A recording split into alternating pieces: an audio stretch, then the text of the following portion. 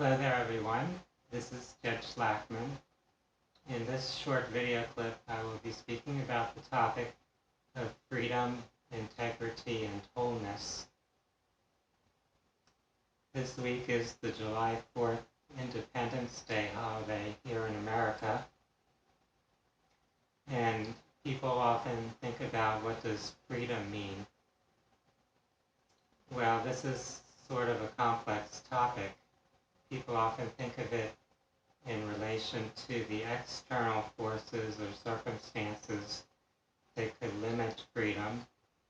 So there could be oppressive governments, abusive bosses, families that are very restrictive.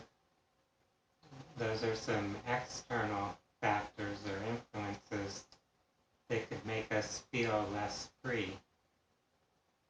However, it's also quite important to look at internal factors, things within our own consciousness that restrict our own freedom, our own ability to live the fullest potential that is present within us, to really make the most of our lives.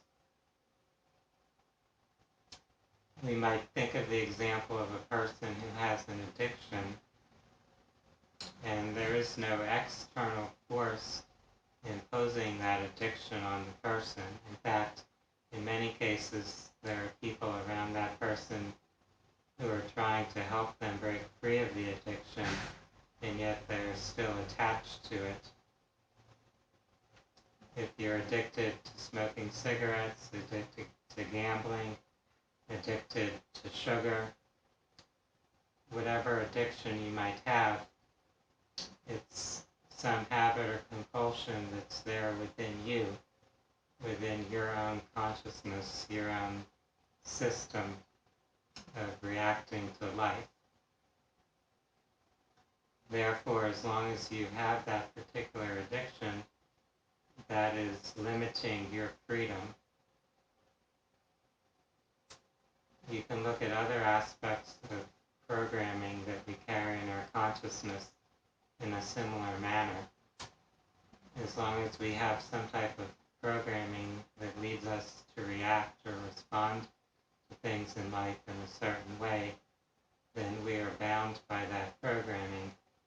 We're not able to be fully present, fully conscious in the moment, to make a more conscious and aware choice about how we're going to handle that situation, how we're going to act, how we're going to live our life. Consequently, if we wish to have more freedom, we need to have more self-awareness, more self-knowledge, and access to more potential ways of handling or responding to situations in our lives. This is an ongoing process of personal growth. If we wish to live with more freedom, it's important to undo much of that programming that we've accumulated, and to expand our consciousness, to access more potential, to become aware of more ways that we can express who we are as a human being. This means developing a broader skill set, having more information about life, about things that each of us can do to enrich and enhance our lives.